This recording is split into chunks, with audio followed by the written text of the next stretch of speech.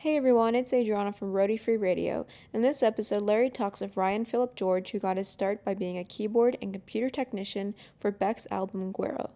Since then, he has toured full-time for artists like Arcade Fire, Jack White, and Macklemore. In this episode, Ryan talks with Larry about his experience on tour and the grind and hardships that came with it, to the point where he realized there must be change. If you want to hear more about Ryan, you can listen to the full episode number 130 from April 8th, 2019. Thank you for listening. Thank you for subbing. Here are Larry and Ryan. Originally, this tour life was just sort of, about the questions that I thought were out there that people just weren't answering, and it was frustrating or annoying, or just like, why isn't there any information or a consensus on any of this? The whole health aspect, it kind of just like came along at the same time. Mm-hmm. It was what I was doing. And also battling depression, which I had never gone through before. I wouldn't necessarily say that I'm a person that has a propensity for, depression or whatever, but I definitely had issues with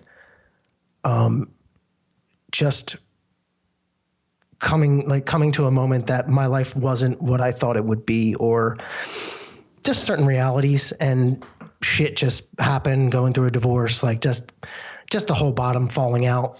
Yeah. And then, realizing shit, I think I'm depressed. And right. I'm just like, I'm not doing well.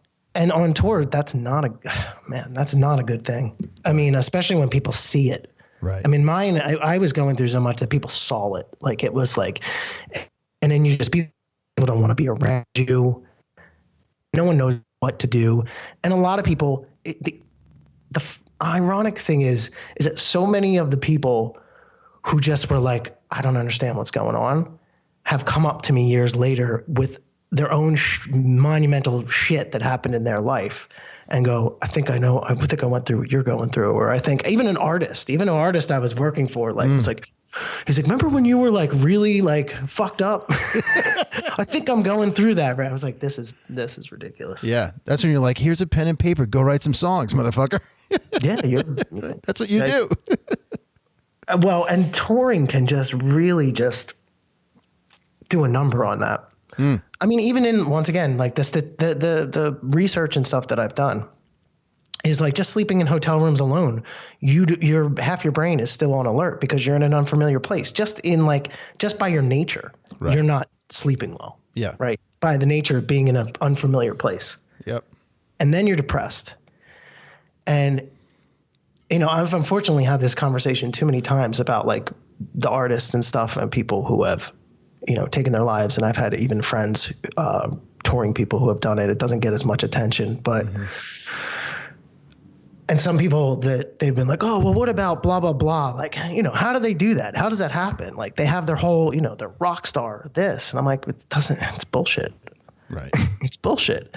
It doesn't matter. Right. Like if you're that depressed, like you're away from your family. Like, just recently being in Australia, like, we were having this conversation about the fear, and a particular artist brought it up, and this is not my thing, this is his. But like that, the jet lag, not sleeping, not being on the same time or whatever, being in a strange place.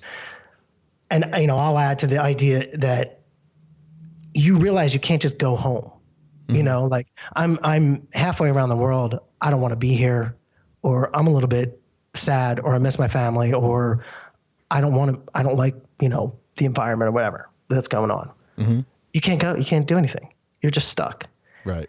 And the weird thing that happens, I think, when you're in a hotel room by yourself, like even if you go out and have a couple of drinks, come sing, and like how that emotionally affects you.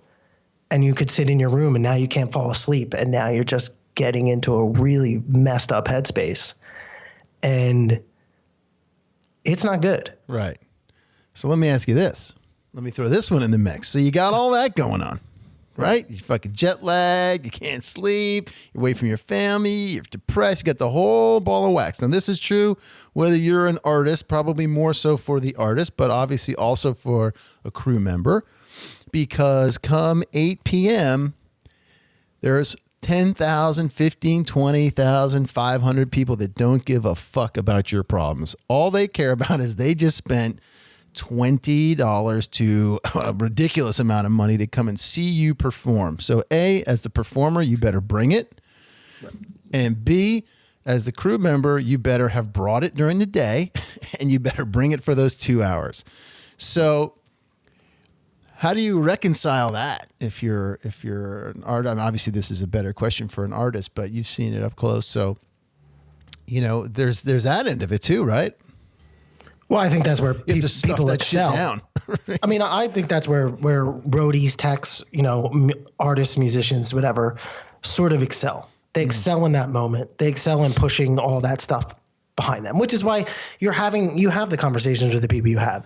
They excel at we may suck at life, so to speak, or whatever, but the people that, I mean, even, that I've listened to on your podcast or everything now, they excel at that. Yeah. They do that. Unfortunately, some of the other stuff, they sort of live for the moment of the job and getting the gig done and doing all that and that pressure. And for some people, I mean, it depends. For some people, that pressure can be tremendous. I mean, I've had certain situations where shit's just not going right. Mm-hmm. And it's like you start getting into this, like, I'm fucked. Stuff's going down. And you have a plan. You always have a plan. You right. Get through your plan. You do your shit. If you don't have a plan, you're screwed. But, and then, shit can go a certain way and people can start just drinking. What are you doing when you're drinking? You're numbing yourself from something, even if you're having a good time or whatever, you're trying to like calm down from the show. You're trying to take that fight or flight response, and deal with it that you shove down. I mean, you're kind of like a, you're like a 1950s father who doesn't ever talk about their emotions. Basically claims to be a robot, and then you realize when they're 80 and they're drunk and crying that they did have all these emotions or whatever. Right. I mean, I've sort of gone through that with my own father. He's a firefighter who never talked about his job ever. And now that he's retired, he will talk about his job. And then I don't want him to talk about his job because it's brutal. It's it gets so dark. It's no, I get it now. Now I get it. Yeah. Hey, what's happening, roadies? It's Larry here. Just wanted to thank you so much for listening to this short clip. I really hope you got something out of it. If you can take 2 seconds to head over to iTunes and drop us a review or a comment, we would greatly, greatly appreciate it. Keep listening, keep coming back, stay healthy out there, and remember, no roadies, no rock and roll.